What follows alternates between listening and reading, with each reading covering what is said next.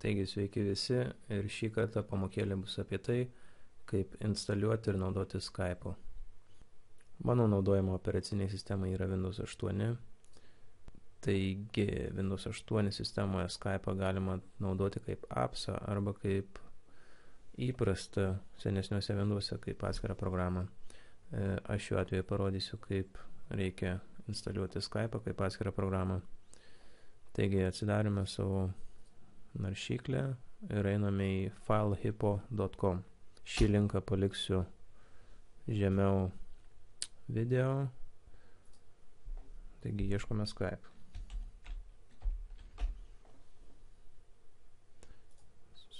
Pirmas paieškos variantas. Spaudžiam pasisiųsti.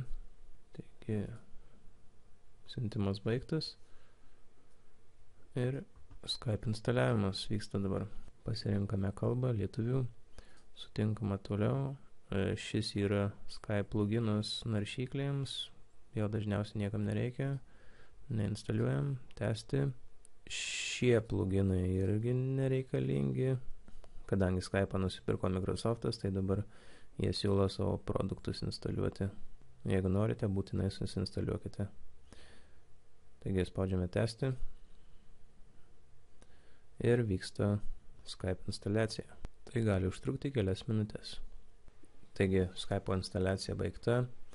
Dabar norint prisijungti prie Skype galima naudoti seną gerą Skype vardą. Galime naudoti Microsoft prisijungimą. Microsoft prisijungimas yra tas pats, ką naudojate jungtis prie Xbox'o, Outlook'o, Windows 8 accountas. Taip pat galite naudoti Facebook paskyrą arba susikurti naują abonementą. Taigi, pabandykime susikurti naują abonementą. Ir dabar turime užpildyti visus šios laukus. Taigi, pirmas vardas, antras laukelis pavardė, e-mailas.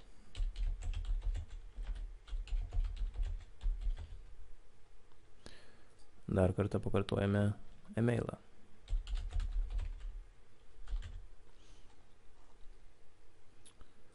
Gimimo data. Geriausia būtų šios duomenys pateikti tikrus, kadangi jų gali prireikti norint atstatyti savo slaptažodį, jeigu pamiršote. Lytis, šalis, kurioje gyvenate. Kalba, telefono numeris nebūtina. Kaip žadate naudotis Skype'u, tai dažniausiai pasirinksim asmeninėms reikmėms. Skype vardas. Klauskit. Jau kažkas užėmė. Klauskit LT. Aha, tinka. Slaptažodis. Pakartojame slaptažodį.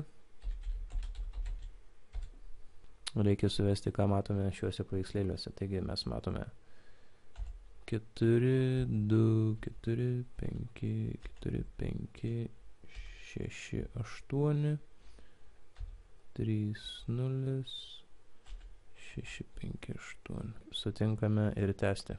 Voila.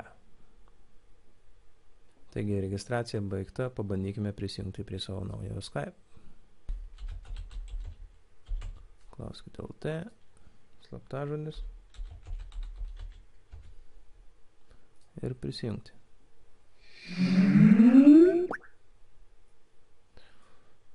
Štai. Prisijungimas baigtas. Spaudžiame tęsti. Šiame lange matome mikrofono ir vaizdo nustatymus. Taigi garsiakalbiai dažniausiai paliekame kokį yra. Mikrofonas priklauso nuo jūsų kompiuterio. Dažniausiai, jeigu turite nešiojamą kompiuterį, bus integruotas mikrofonas.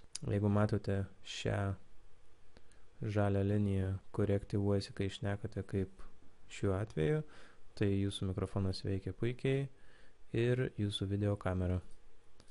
Taip pat, jeigu naudojatės nešiojimo kompiuteriu, dažniausiai bus integruota. Ir čia turėtumėte matyti save. Šiuo atveju matome nieko. Spaudžiame tęsti.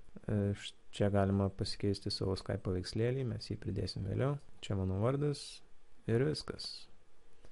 Belieka pradėti naudoti Skype'o. Taigi taip atrodo Skype instaliacija ir registracija. Daugiau informacijos apie Skype bus kitoje pamokoje. Nepamirškite spausti like ir prenumeruoti, kad gautumėte pranešimus apie naujausias pamokas. Iki.